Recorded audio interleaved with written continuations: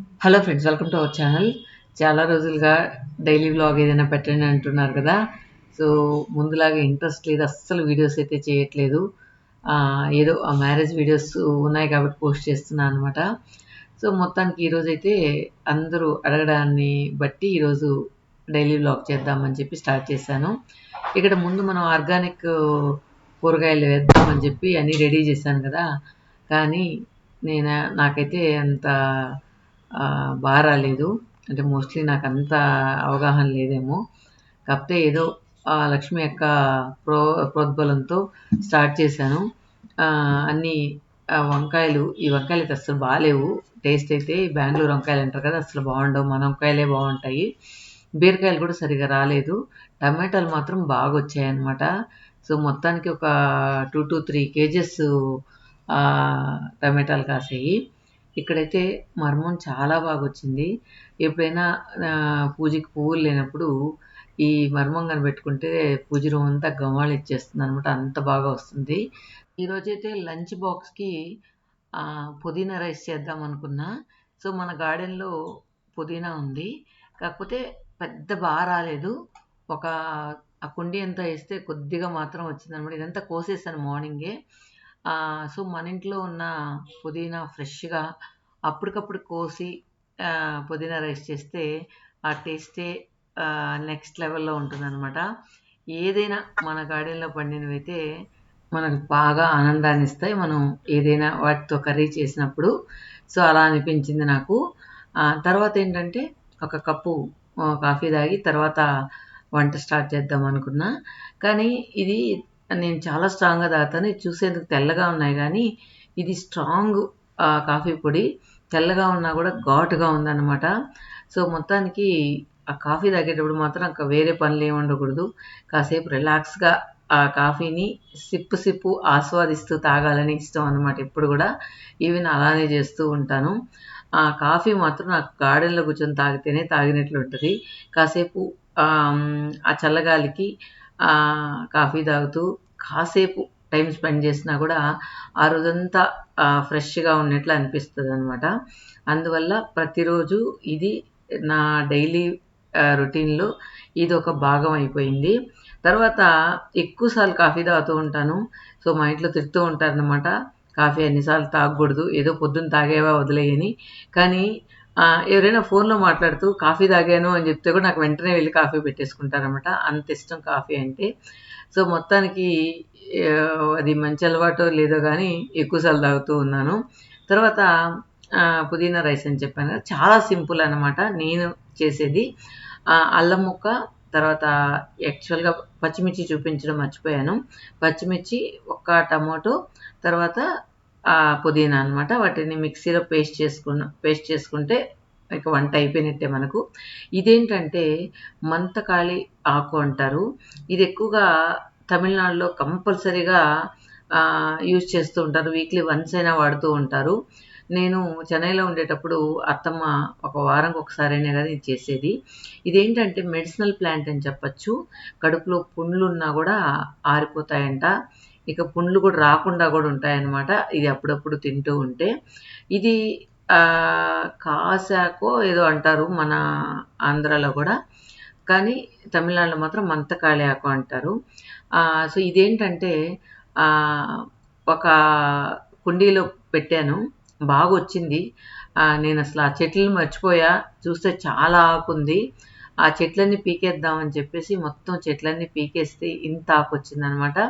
ఏంటంటే ఇది జస్ట్ కారము, పులుపు అంతా కొద్దిగా తక్కువేసుకొని మామూలుగా అన్నంలోనే గాకుండా ఒక కప్పు ఆకుకూర తినొచ్చనమాట. ఆ విధంగా తయారు చేద్దామనుకున్నా ఈరోజైతే. మామూలుగా మంతకాయల ఆకైతే కొద్దిగా చేదొస్తదనమాట. అందువల్ల మనం పప్పు క్వాంటిటీ ఎక్కువేసుకోవాలి. పప్పు ఎక్కువేసుకున్నప్పుడు ఏంటంటే, ఆ చేదు కొంచెం అణుగుతుంది. అందువల్ల మనం తినేదానికి ఈజీగా ఉంటదనమాట. ఆ తర్వాత ఈ పప్పు కూడా మంతకాళాకు ఒకేసారేస్తే మాత్రం మంతకాళాకు ఉడకదు. అందువల్ల మనం ముందే పప్పు అన్నీ ఉడకబెట్టేసుకొని, తర్వాత మనం ఈ ఆకు యాడ్ చేసుకోవాలి. అప్పుడే ఆహ్, అది పర్ఫెక్ట్‌గా కుక్ అవుతుందనమాట. సో, మొత్తానికి ఇదైతే ఉడకబెట్టేస్తూ ఉన్నాను.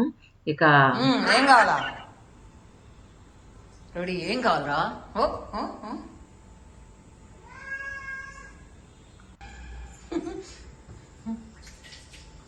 ఎవరు వేస్తారని తెలిసిపోయింది దానికి, అందుకని నీ వెనకాలే తిరుగుతాను. పో పో పో.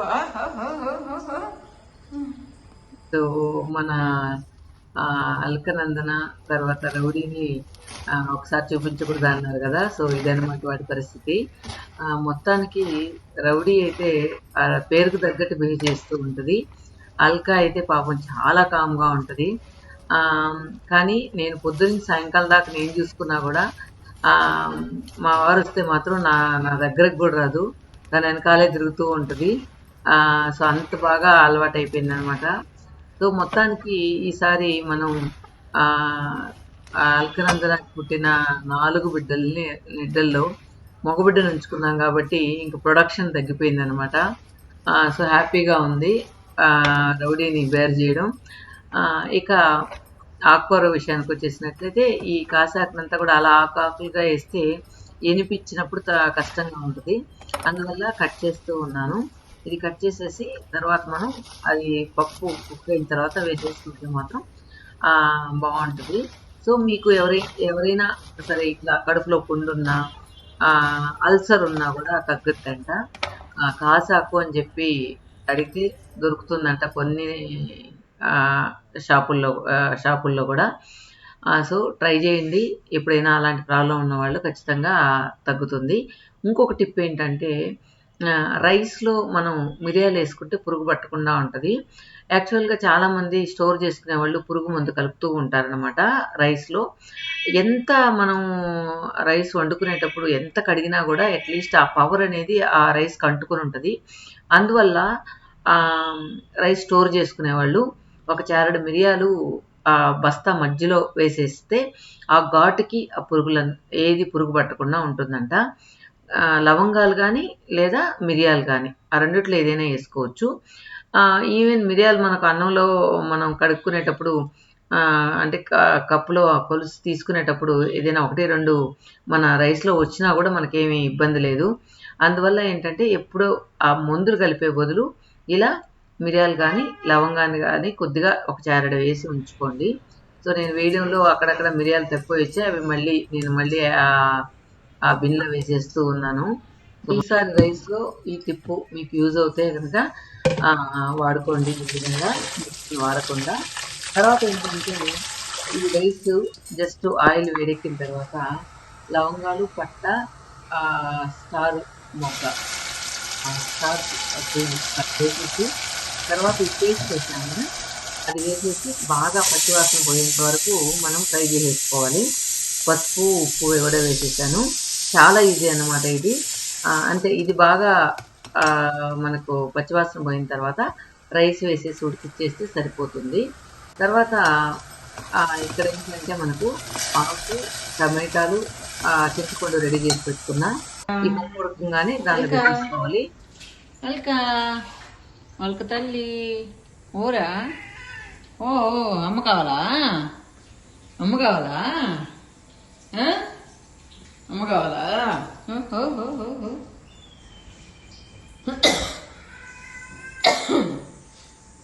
నేను తగ్గితే కూడా భయపడుతున్నావా? మొత్తానికి పప్పు అయితే ఉడికిపోయింది. ఇక్కడ ఏంటంటే ఇప్పుడు ఆకు కట్ చేసి పెట్టుకున్నాను కదా, అది దీనిలో వేసేసి కొద్దిగా వాటర్ పోసి మళ్ళీ ఇప్పుడు ఉడికించేసుకుంటే మనకు ఈ మంతకాళి ఆకు పప్పు రెడీ అయిపోతుంది. సో ఇది ఈ పప్పులో కందిపప్పు కానీ పెసరపప్పు కానీ వేసుకోవచ్చు. కానీ కందిపప్పు కంటే కూడా పెసరపప్పు టేస్ట్గా ఉంటుంది, సలవు కూడా వంటికి. అందువల్ల నేను మ్యాక్సిమం కందిపప్పు కంటే కూడా పెసరపప్పే వాడుతూ ఉంటాను ఇలా ఆకుకూరల్లో మాత్రం. సో మొత్తానికి చాలా ఆకు ఉంది, అంతా ఒకేసారి చేసేసాను. ఈ ఆకంతా ఎప్పుడు ఖర్చు పెట్టాలో ఏంటో. మొత్తానికి కర్రీ అయితే రెడీ చేసేసాను అనమాట. ఇక పూజ కోసం బ్రెడ్ ఫ్రై చేస్తూ ఉన్నాను. అదే జస్ట్ కొద్దిగా నెయ్యి వేసి, మళ్ళీ మాడకూడదంటది, తెల్లగా ఉండాలంటది, ఉడకాలంటది. పూజతో ఇదే ప్రాబ్లం. సో ఇది పుదీనా రైస్ అయితే రెడీ అయిపోయింది లంచ్ బాక్స్కి ఈజీగా. తర్వాత నా బ్రేక్ఫాస్ట్ని ఒక్కసారి షేర్ చేద్దామని పెట్టాను. సో ఈ ఎగ్ వచ్చి వలవడం మొత్తం ఎలుకలు కొరికేసినట్టుందనమాట. ఏందంటే పైన పొక్కు రాక చాలా కష్టపడి తీశాను. ఒక ఎగ్గు, 2 చిన్న చికెన్ పీసులు, తర్వాత కొద్దిగా కీర అనమాట. ఇదే నా బ్రేక్‌ఫాస్టు. ఆహ్, ఆ బ్రేక్‌ఫాస్ట్ చేసి తర్వాత జిమ్‌కెళ్తాననమాట. ఆకలేమి ఉండదు అవి తీసుకున్న తర్వాత. ఇక పూజ సామానయితే నేను మొత్తం ఇత్తలే వాడుతున్నాను ఇప్పుడైతే. సో, దాన్ని శుభ్రం చేయడం కొంచెం కష్టమే. అయినా కూడా శుభ్రం చేసుకున్న తర్వాత పలపలా మెరిసిపోతూ ఉంటాయి. రండి మన రౌడీతో కాసేపు ఆడుకుందాం. వద్దా? లేకపోతే వద్దా వద్దా? మళ్ళీను లేవా లేవా? లేవా? లేయ్ పైకి లేయ్. లేయ్ పైకి లేయ్. లేయ్ పైకి లేయ్. లేయ్. లేయ్. మొత్తానికి మా వారుంటే మాత్రం మన మాట ఎవ్వరి మాట వినదు. సో, తర్వాత కాసేపు తర్వాత నిద్రొచ్చేసిందేమో. హ్యాపీగా నిద్రపోతూ ఉంది.